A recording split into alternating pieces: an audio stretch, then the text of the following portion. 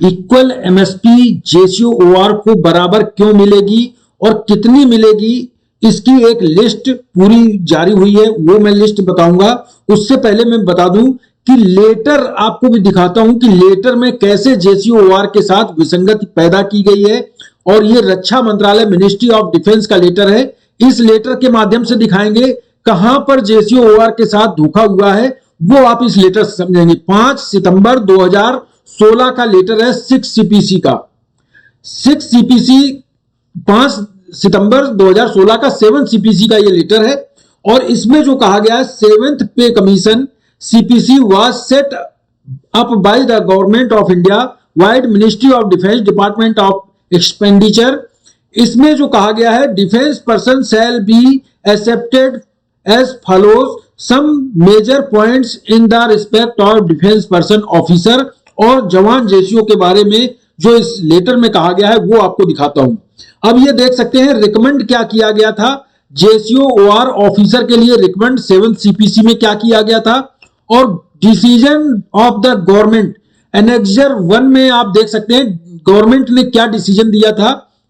सबसे पहले तो मैं बता दूं कि statement showing the recommendation of the seventh पे commission related to the officer of the armed force and government decision। Government ने क्या डिसीजन दिया और रिकमेंड क्या किया गया था।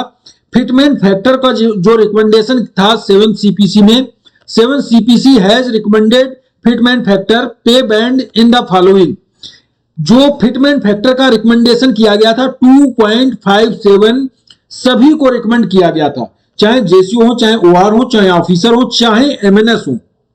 लेकिन ऐसा नहीं हुआ। हुआ क्या आपको मैं बता दूं कि जो रिकमेंड जो 7 सीपीसी द्वारा किया गया था 2.57 का किया गया था।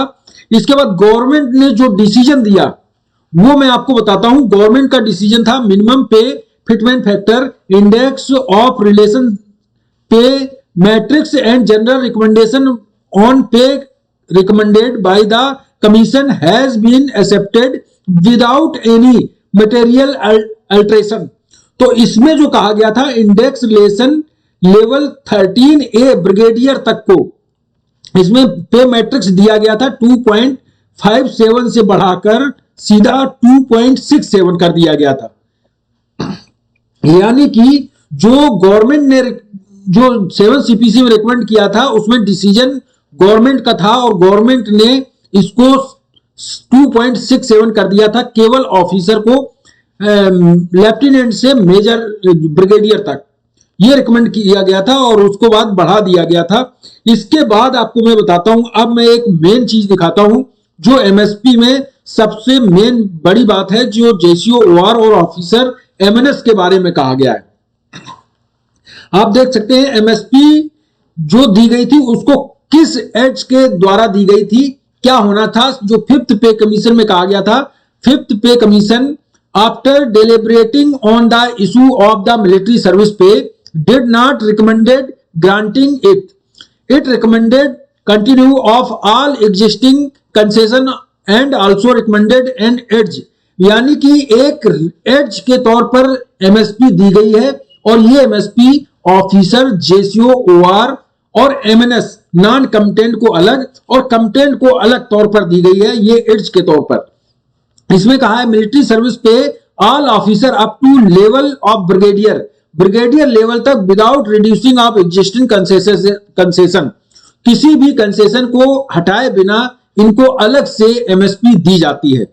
6 सीपीसी वेंट, अब जब 6 सीपीसी आया तो 6 सीपीसी में कहा गया 6 CPC went to the state upfront that MSP continues to the aids being provided of the defense force personnel over civilian pay scale। जो सिविलियन का पे स्केल है उससे अलग आपको एक एड्ज के तौर पर एमएसपी दी जाती है। 6 CPC is agreement with it and is of view of the MSP is the aids being provided to the defence force personnel. तो डिफेंस फोर्स पर्सनल को एक एड्ज के तौर पर एमएसपी दी जाती है। इसमें कहीं नहीं एमएनएस की बात हुई थी, लेकिन एमएनएस के लिए जब एक पैरा आगे पैरा है 6.2 116 में, 115 में कहीं एमएनएस की बात नहीं थी, एमएनएस की बात हुई है 116 में।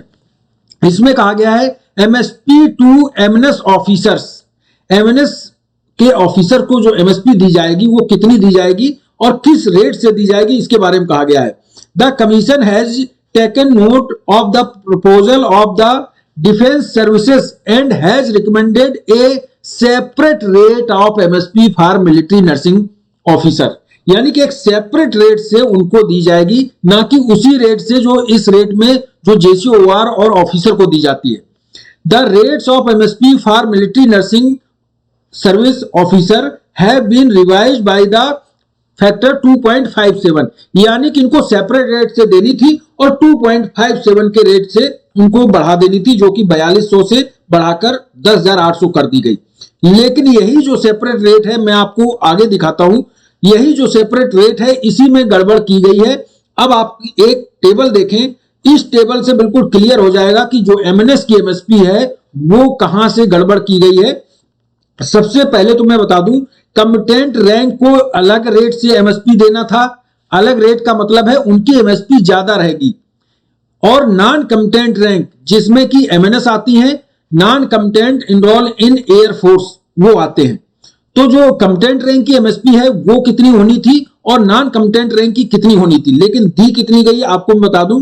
अफसर को 6,000 से बढ़ाकर 15,000 हुई 7 सीपीसी में, और जेसीओआर को 2,000 से 5200 हुई। अब इसमें आप देख लें कि इसमें जो डिफरेंस है लगभग 3 गुने का अंतर है, लेकिन वही नर्सिंग ऑफिसर जो नॉन कमिटेंट है और नॉन कमिटेंट इनरोल इन एयरफोर्स, ये आप देख सकते हैं, इनका जो है आप इसमें देखिए 1,000 से बढ़ाकर 3,600 रुपए इनकी की गई। वहीं एमएनएस की 10,800। अब आप देख सकते हैं इसमें कितने गुना का अंतर आया है, यानी कि लगभग 3 गुने से ज्यादा है अंतर। तो ये अंतर जो किया गया है यही गड़बड़ किया गया है। अब ये अगर एमएसपी जो जेसीओआर को मिल रही थी क्योंकि कमिटेंट रैंक थी, उनको नर्सिंग ऑफिसर की यानी कि एमएनएस की एमएसपी मिलनी थी, और जो नर्सिंग ऑफिसर हैं उनको नॉन कमिटेंट के हिसाब से जेसीओआर की एमएसपी 5200 मिलनी थी। लेकिन ऐसा नहीं हुआ, उनको उसी रेट पे एमएसपी दी गई जो कमिटेंट रैंक को दी जा रही है, यानी कि नर्सिंग ऑफिसर को कोई बदलाव नहीं किया गया। वहीं नॉन कमिटेंट जो हैं उनकी बेसिक अगर बेसिक के हिसाब से दी गई होती तो नॉन कमिटेंट रैंक और जेसीओआर रैंक की बेसिक सेम है तो इनकी एमएसपी बराबर होनी थी, लेकिन एमएसपी इनकी बराबर नहीं, इनको सही दी गई। नॉन कमिटेंट को तो सही दी गई, लेकिन जेसीओआर को एमएसपी कम दी गई क्योंकि ये कमिटेंट रैंक थी और नर्सिंग ऑफिसर की जगह जेसीओआर को एमएसपी होनी थी। नर्सिंग ऑफिसर की एमएसपी नॉन कमिटेंट रैंक के हिसाब से 5200 होने से क्या होता कि 3600 प्लस इनकी 5200, तो इसका जो एवरेज बन रहा था लगभग 1.5 गुने से ज्यादा, और वही जेसीओआर की हो जाती 1.5 गुने से ज्यादा। ये मैं इसलिए कह रहा हूं कि क्योंकि जितने भी अलाउंस हैं, जो फील्ड एरिया अलाउंस हैं, एल्टीट्यूड अलाउंस हैं, उनमें 1.5 गुने का अंतर है, ना कि 3 गुने का अंतर। यही एमएसपी में गड़बड़ हुआ है और ये मामला अब दिल्ली हाईकोर्ट में चल रहा है और दिल्ली हाईकोर्ट से काफी पॉजिटिव रिस्पांस है, क्योंकि ना तो रक्षा मंत्रालय इस पर कोई जवाब दे पा रहा है कि बाकी चीजों में जितने अलाउंस हैं वो 1.5 गुना है और जो एमएसपी है ये 3 गुना कैसे है जेसीओआर से, तो इसका कोई जवाब नहीं है। और बता दें, सिर्फ एक जवाब देते हैं कि 7 सीपीसी में ये रिकमेंड किया गया था, 6 सीपीसी में ये रिकमेंड किया गया था, 5th सीपीसी में ये रिकमेंड किया गया था। तो जेसीओआर यही कह रहे हैं कि हमारी जो रिकमेंडेशन है इसी में गड़बड़ किया गया है, जो रिकमेंड किया गया है ये इसी में गड़बड़ किया गया है, इसको इसी में संशोधन होना चाहिए। अब मैं आपको दिखाता हूं कि जेसीओआर के साथ अगर इक्वल एमएसपी कर दी जाती है तो कितना फायदा होगा। सबसे पहले बता दें, सैनिकों के साथ लगातार धोखा और भेदभाव होते आए हैं, उनके साथ 2म दर्जे की नागरिकों जैसा व्यवहार किया जा रहा है। यहां तक जहां फाइनेंशियल बात आती है वहां भी उन्हें उनका हक नहीं मिलता है। 13 मांगों में पूर्व सैनिकों की एक मांग मिलिट्री सर्विस पे की है, जो कि पूरी हो जाए तो जवानों को अच्छा खासा लाभ मिले। और एक उदाहरण मैं आपको दिखाता हूं, इसमें अगर इक्वल एमएसपी हो जाती है तो कितना फायदा होगा इस टेबल से। ये टेबल बिल्कुल सही है, लेकिन ये कोई ऑथराइज नहीं है, अथॉरिटी ने नहीं जारी की है, ये ऐसे एक अनुमान लगाया गया कि अगर हमारी इक्वल एमएसपी हो जाती है तो कितनी हमारी जो बेसिक पेंशन है वो कितनी बढ़ोतरी होगी। तो जो इक्वल एमएसपी होने के बाद 7,750 रुपए आपको एक्स्ट्रा मिलेंगे पेंशन में। अगर इसको 7CPC के अनुसार इसको कम भी कर दिया जाए तो 5,150 रुपए आपको एक्स्ट्रा बेसिक में ऐड होने चाहिए एज पर जो एमएसपी इक्वल होने के बाद। अब सिपाही का अगर देख ले, सिपाही 17 साल सर्विस करने की पेंशन इस समय उनकी OROP 2 के हिसाब से 18,807 रुपए है, एमएसपी 5,150 बढ़ जाएगी तो उनकी जो बेसिक पेंशन है, टोटल पेंशन बेसिक 34,978 रुपए हो जाएगा, प्लस इसमें डीए, तो काफी अच्छी बढ़ोतरी हो जाएगी। बता दें नायक की इसी तरह से जो बेसिक हो जाएगी, बेसिक प्लस एमएसपी की बात कर ले तो 25,557 और इसमें डीए मिला दें 36,876 रुपए। हवलदार की वहीं जोड़ दें तो 39,321 रुपए और ऑनरी नायब सूबेदार की 42,194 रुपए, नायब सूबेदार की 43,764 रुपए, वहीं सूबेदार की अगर देखा जाए 52,779 रुपए, सूबेदार मेजर को 53,692 रुपए, वहीं ऑनरी लेफ्टिनेंट और ऑनरी कैप्टन को ऑलरेडी एमएसपी 15,500 मिल रही है। तो ये बदलाव होंगे अगर हमारी इक्वल एमएसपी हो जाती है। अब मैं बात कर लूं, क्या सरकार इक्वल एमएसपी होने के बाद आपको दे पाएगी उतना कि आपका जो जहां से शुरू हुई है एमएसपी 2006 से लागू हुई है, एमएसपी अगर बराबर हो जाती तो उसमें एरियर बहुत सारा बनेगा, क्या सरकार उतना दे पाएगी? क्योंकि अगर देखा जाए टोटल जोड़ दिया जाए तो 7 लाख रुपए अप्रॉक्स एरियर बनता है सभी पेंशनर्स का, जो 2006 से अगर एमएसपी जोड़ दी जाए बराबर, तो इतना एरियर बहुत ही मुश्किल है जो सरकार दे पाए। तो सरकार हो सकता है कोर्ट का डिसीजन यही आए कि एमएसपी पिछली नहीं मिलेगी लेकिन अभी से लेटेस्ट आपको दी जा सकती है। लेकिन पिछला अगर एरियर जो सरकार 70,000 80,000 जिसका OROP एरियर था उसको देने में 4 किस्तों में दे रही थी, क्या सरकार 7 लाख का एरियर दे सकती है? तो आशा यही है कि सरकार इसको पिछला ना देके अभी से शुरुआत करे अगर हम ये केस जीत जाते हैं। इसके बाद बात कर लेते हैं फिटमेंट फैक्टर में भी बढ़ोतरी बराबर होनी चाहिए, ना कि ये कर दो सबको बेसिक अलग अलग मिल रही रैंक के हिसाब से। एमएसपी अलग हटा दें तो बेसिक सबकी अलग अलग है और बेसिक अलग होने की वजह से फिटमेंट फैक्टर जो बढ़ाया जाता है वो बराबर होना चाहिए। जैसे डीए बढ़ता है, डीए का जो परसेंटेज होता है वो बराबर बढ़ता है, उसी तरह फिटमेंट फैक्टर भी बराबर बढ़ना चाहिए। बात कर लेते हैं, रक्षा मंत्रालय ने एक लेटर जारी किया था और इसमें जो आरटीआई डाली गई थी उससे कई इशू खड़े हुए थे। उसके बाद रक्षा मंत्रालय ने ये लेटर जारी किया है और ये सब्जेक्ट है issue raised bye ex serviceman association. Ex serviceman संगठनों ने कई इशू रेज किए हैं, उसके बारे में बताया गया था। इसमें कहा गया था fitment factor for JCO is only 2.57 on and officer 2.81। 2.81 इसमें ऑफिसर के बारे में कहा गया है, तो इसमें इन्होंने जो जवाब दिया है उन्होंने कहा है कि 2.67 है ना कि 2.57। तो सबसे पहले तो 2.57 से ऑफिसर को बढ़ा के 2.67 दिया जाता है, तो ये इन्होंने कहा कि ये बढ़ोतरी, तो ये भी जो ज्यादा दिया जा रहा है ये भी गलत है, ये क्यों दिया जा रहा है। इसके बाद दूसरा पॉइंट है benefit of OROP not applicable for premature retiring who got premature 1/7/2014। इसमें यह भी पूछा गया था कि 1/7/2014 वालों को जो बाद में प्रोबेचर रिटायर हुए उनको OROP का लाभ क्यों नहीं दिया जा रहा है। तो सरकार रक्षा मंत्रालय ने वही बात कह दी कि 1/7/2014 के लेटर के अनुसार OROP का लाभ उनको नहीं दिया जा रहा, क्योंकि 7/11/2015 को एक लेटर जारी हुआ था जिसमें कह दिया था कि जो नए रिटायर होंगे इनको OROP के दायरे से बाहर कर दिया जाएगा जो प्रीमेचर रिटायर होंगे।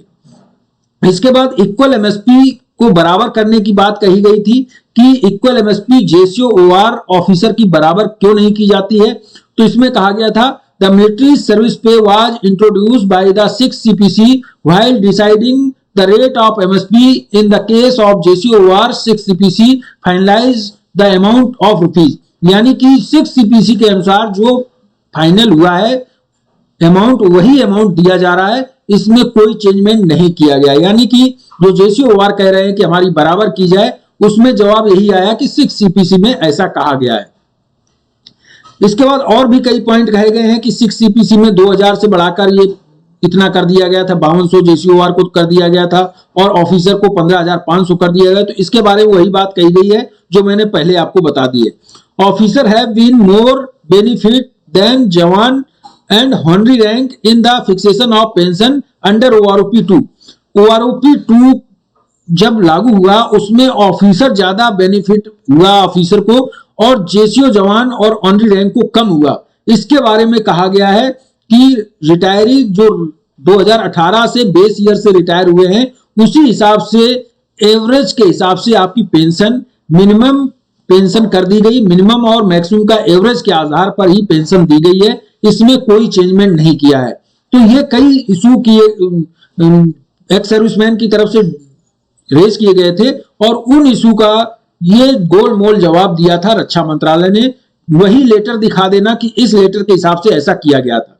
अब मैं आपको बता दूं कि सिर्फ रक्षा मंत्रालय ये तो लेटर दिखा देता है, लेकिन उसका कोई एविडेंस नहीं देता। जैसे कि डिसेबिलिटी पेंशन में 2006 में डिसेबिलिटी पेंशन ओआर को मिल रही थी 3500 रुपए, जेसीओ को 4300 रुपए, वहीं ऑफिसर को 5800 रुपए। इसका कितना बड़ा अंतर है? ज्यादा कुछ अंतर नहीं है। 3500 का डबल नहीं है 5800। इसका मतलब है डबल भी नहीं होता था 2006 में जो डिसेबिलिटी पेंशन मिलती थी। लेकिन वहीं 7 सीपीसी में जब एमएसपी दी गई तो 12,000 जवानों को, जेसीओ को 17,000, वहीं ऑफिसर को 27,000 एक्स्ट्रा दे दी गई। 7 सीपीसी के अनुसार इतनी मिलनी थी, लेकिन इसमें आप देख सकते हैं 75,000 रुपए दी गई ऑफिसर को और 15,645 रुपए जवान को, जेसीओ को, और 11,285 रुपए जवान को। तो ये होनी थी, लेकिन ऐसा ना होके ये कर दी गई है 2019 में। तो आप समझ सकते हैं कि कितना बड़ी विसंगति पैदा की गई है। ये 75 और कहां 11,000, 75,000 और 11,000 कितना बड़ा अंतर है, आप खुद समझ सकते हैं। आपको मैं केवल एक अनुमान नहीं बता रहा हूं, ये रिकमेंडेशन लेटर भी आपको दिखा देता हूं। ये 31 जनवरी 2001 का लेटर है डिसेबिलिटी पेंशन का। तीनों सेनाओं को ये लेटर गया है और आप देख सकते हैं इंप्लीमेंटेशन डिसेबिलिटी पेंशन के बारे में है, इंजरी पेंशन के, वार इंजरी पेंशन के बारे में है। और इस लेटर में जो डिसेबिलिटी पेंशन मिलती थी 2001 में कितनी मिलती थी आप खुद देख सकते हैं। जो कमीशन ऑफिसर थे उनको 2600 रुपए 2001 में मिलती थी, वहीं जूनियर कमीशन ऑफिसर जेसीओ को 1900 रुपए, वहीं जवान ओआर को 1550 रुपए। तो अब इसमें देख सकते हैं कितना कम अंतर है। वहीं जो अब 2019 के बाद मिलने लगी है 75,000 ऑफिसर को, 11,000 जवान को, जबकि इसमें डबल का भी अंतर नहीं, उसमें बहुत बड़ा अंतर कर दिया गया है। तो ये सब ऐसी दिक्कतें खड़ी कर दी गई हैं जिससे कि किसी को कोई पता नहीं है और ना कोई सरकार इस पर ध्यान दे रही है। इस पर कोर्ट ही एक सहारा है। कोर्ट से हम ये केस इसलिए जीतेंगे क्योंकि 2001 का लेटर देखो और 2019 में जो डिसेबिलिटी पेंशन की गई है, एमएसपी में ऐसा ही हुआ है, डिसेबिलिटी पेंशन में ऐसा ही हुआ है, ओआरओपी में भी ऐसा ही हुआ है।